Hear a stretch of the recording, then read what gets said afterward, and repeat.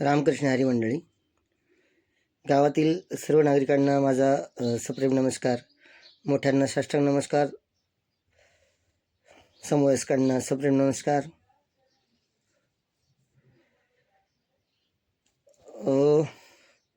कसं बोलावं आणि सुरुवात कुठून करावी या गोष्टीबद्दल मी खूप मोठ्या संभ्रमात पडलो आहे. माझ्या खूप दिवसाच्या अथक प्रयत्नानंतर गावातील दारूबंदी काही अंशी 6-7 महिने बंद करून दाखवली होती मी, पण ती दारू विक्री परत आहे त्याप्रमाणे आहे तशीच परत चालू झाली. आता कशी ते तुम्हा सर्व गावाकऱ्यांना माहीत आहे. कशी चालू झाली, का चालू केली, कुणी चालू केली, याचा तुम्ही सर्वांनी अभ्यास करा. सांगायचं झालं तर मी या गावासाठी माझे खूप काही करण्याचे स्वप्न आहे, होते, आहे आणि राहणार. पण या गावात राहिलं म्हणजे तेच तेच तेच तेच माझ्या डोळ्यासमोर येतं. आणि काही अंशी म्हणजे जे चांगले आहेत ना, ते लोक मला चांगलं म्हणतात की तू खूप चांगलं काम करतोय. गावातील बऱ्याच काही कामामध्ये चांगल्या कामासाठी तू स्वतः हस्तक्षेप करतोय. दारूबंदीसाठी तू खूप महत्त्वाचे प्रयत्न केलेस आणि करतोय.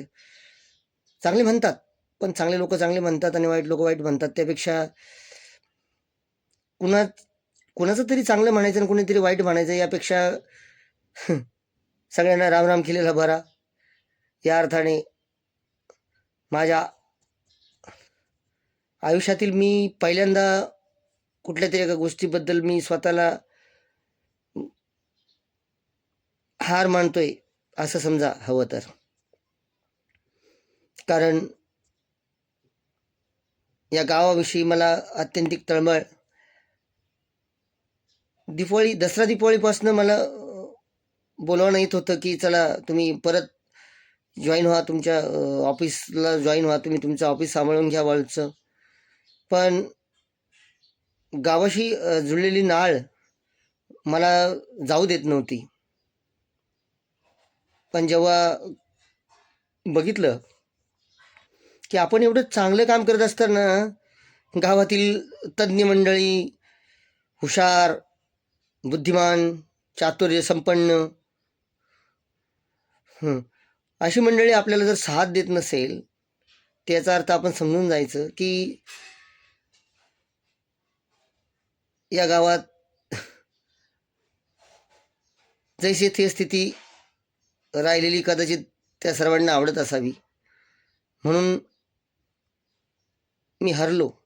मी आज आत्ता या क्षणी देखील ती दारूबंदी करून दाखवू शकतो.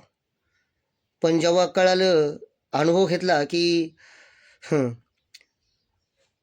कुणाच्याच मनात नाही आहे, तर आपण का निरर्थक सगळे काहीतरी वेगळेच काहीतरी सांगणार की गावातील दारू बंद झाली म्हणजे काय, दारू बंद झाली का, आजूबाजूला पिऊन येत नाही का. पण कदाचित जे लोक मंदिराजवळ असायचे ना, त्यांना चांगला अनुभव आला होता. गावात जे मंदिराजवळ व्यवसाय करतात ना, त्यांनाही चांगलं कळालं होतं की त्या 6 महिन्यामध्ये असा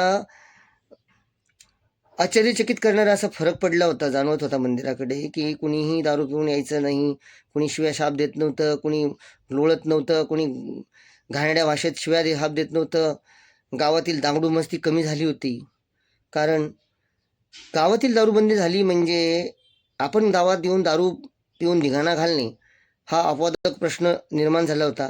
दुसरी गोष्ट, गावाच्या बाहेर दारू मिळते याचा अर्थ गावातून बाहेर जायला तुम्हाला एक तर वाहन लागतं, किंवा तुम्ही थोडं तरी कुठेतरी लाजता स्वतःला की आपण बाहेर जाऊन कसं दारू पिणार.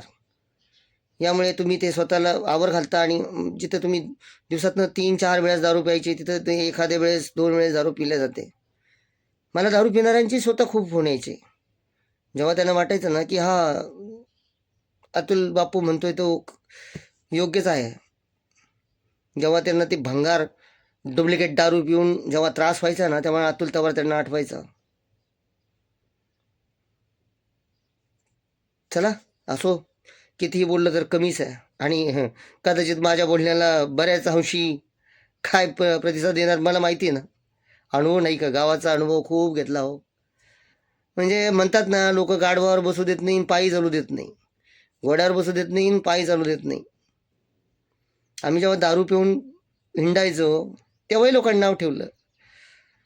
आणि ज्या दारूमुळे मी स्वतः एक आश्चर्यचकित करणारा असा अनुभव घेतला होता, त्या दारूबंदी करण्यासाठी मी अत्यंत अहोरात्र झटलो. दारूबंदही करून दाखवली. गावातील असंख्य मायमावल्या मला आशीर्वाद दिल्याशिवाय राहणार नाही, आणि त्यांनी दिलाही पण मला. त्या मला साथ द्यायलाही तयार होत्या. पण असो, जवळ लवकरच ग्रामपंचायत निवडणूक येते, दारू लागेल ना मस्त. पुढारी लोक तुम्ही जाऊ द्या, कशाला मी बोललो तर परत आणखी जाता तुमची कुठे घेता, आहे की नाही, फाडून आमची. राहू द्या. नमस्कार.